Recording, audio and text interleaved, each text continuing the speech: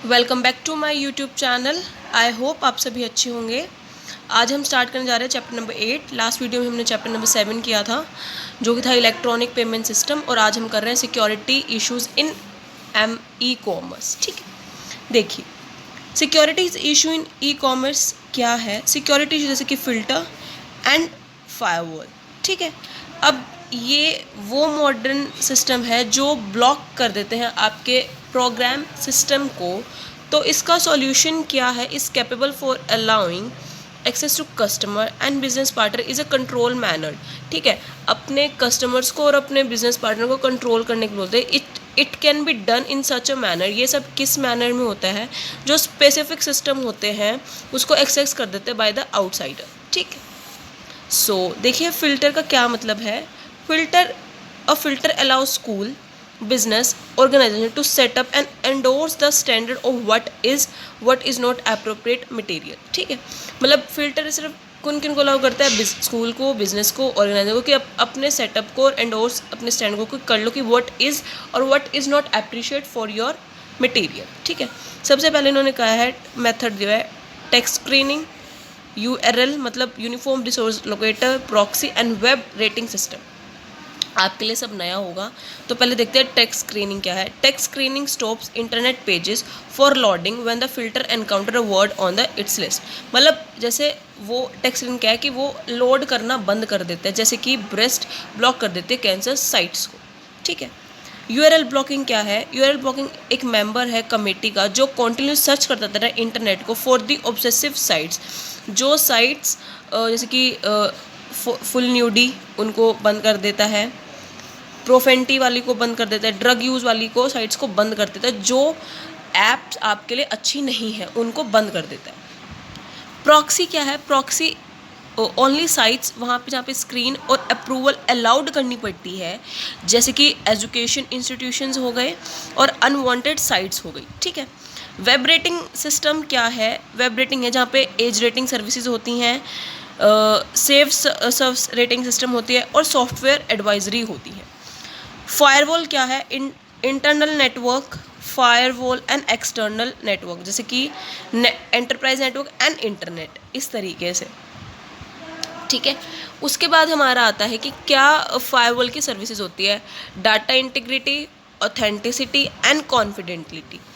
अब देखिए इन्होंने ऊपर दिया हुआ है कि कैसे प्रोवाइड करते हैं। जो फायरवॉल है इंश्योर करती है, डाटा को इंटीग्रेट करती है कि no one can change the data from outsider, outsider से कोई डाटा चेंज ना हो पाए। ऑथेंटिसिटी प्रोवाइड करती है, गारंटी देती है सेंडर को जो एक्चुअली क्लेम करते हैं। फायरवॉल सिस्टम है कॉन्फिडेंटली मास सेंसिटिव डाटा है, मैसेज फ्रॉम इंट्रूडिंग आइज। ठीक है, उसके बाद है कंट्रोलिंग ट्रैफिक थ्रू क्या क्या control? Packet filtering, proxy services and stateful instruction, इन सबको कंट्रोल करके रखती है। ठीक है, मतलब यहाँ पे इनकमिंग पैकेट्स हो गए, यहाँ पे इन्होंने कहा नेटवर्क इन्फॉर्मेशन होगी, मतलब रिट्रीव कर देती है, एग्जामिन कर देती है कंटेंट को, मतलब डज नॉट करती है, इस तरीके से। उसके बाद है फायरवॉल, वर्किंग ऑफ फायरवॉल। देखिए this is the working of firewall.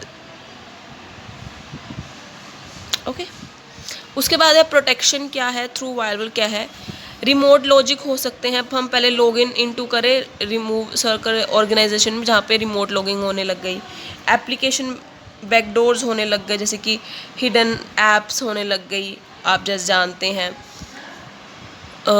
SMTP session hijacking होने लग गई। अब कॉमन जो मेल प्रोटोकॉल्स होते हैं वो कॉमन मेथड हो गया, ईमेल ओवर द इंटरनेट हो गया है, और जो junk email thousand of user हो गए हैं, अवॉइड करते हैं फायरवॉल्स को।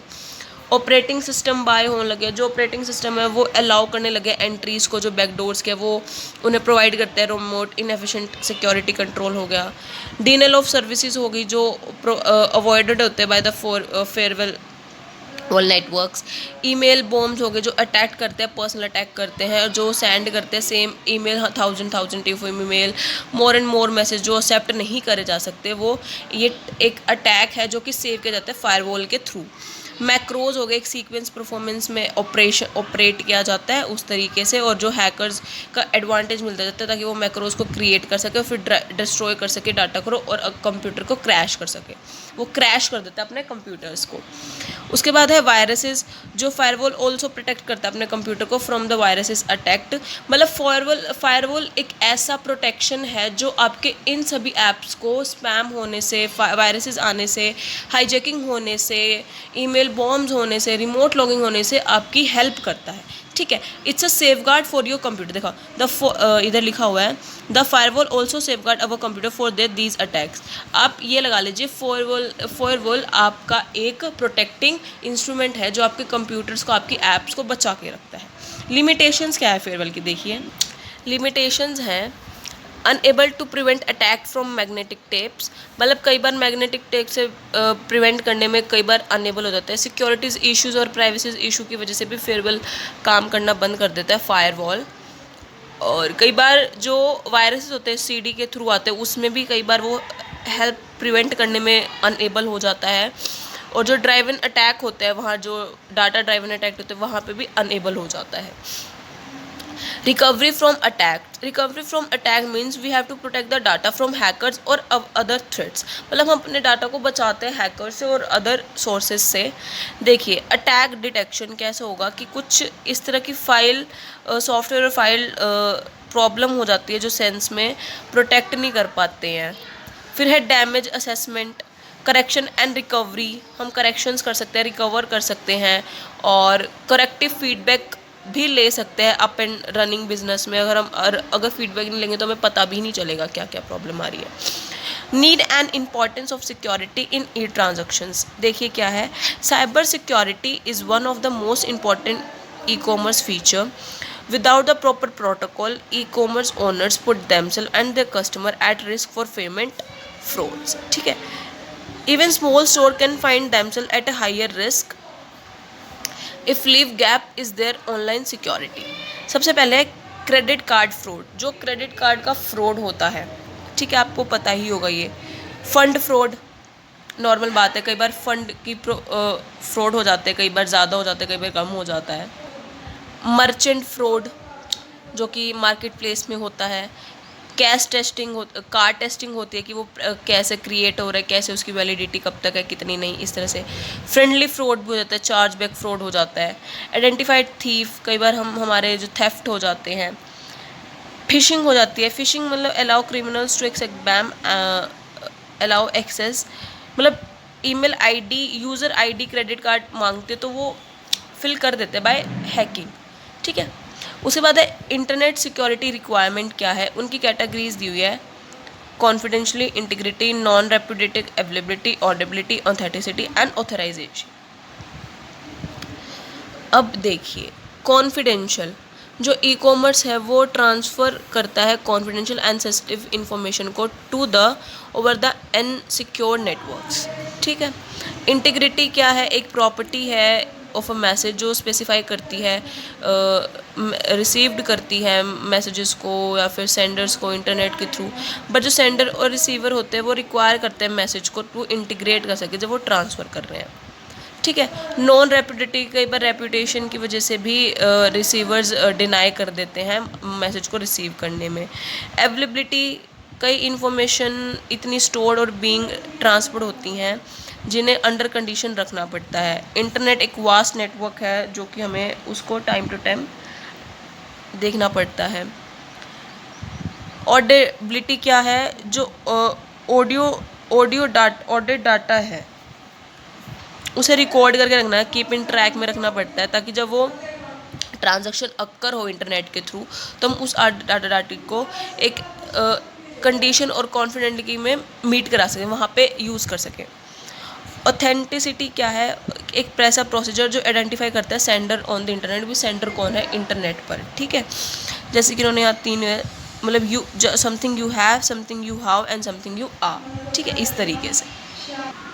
लास्ट पॉइंट है ऑथराइजेशन। ऑथराइजेशन का है जहाँ पे सक्सेसफुल ई कॉमर्स की इम्प्लीमेंटेशन हो जाती है, ठीक है, मतलब लास्ट स्टेप है।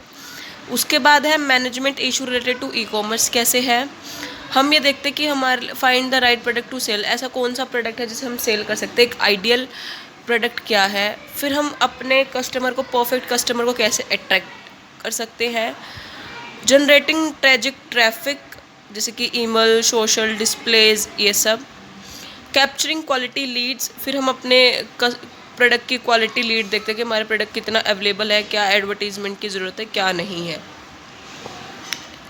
उसके बाद है नर्चिंग द आइडियल प्रोस्पेक्टस, फिर हमें प्रोस्पेक्टस इशू करना है या नहीं है, क्या प्रोस्पेक्टस हमारा इशू करते हैं तो हमारे लिए क्या क्या कन्वर्ट करना पड़ेगा इनटू पेमेंट्स को, कस्टमर्स को।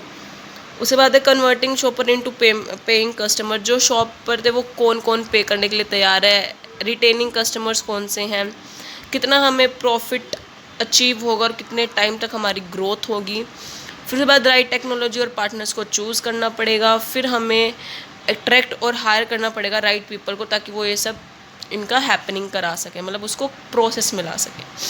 तो इसी के साथ हम यहीं पे अपनी वीडियो को ख़त्म करते हैं। हम नेक्स्ट वीडियो में इसी चैप्टर को कंटिन्यू करेंगे with a new topic HTTP।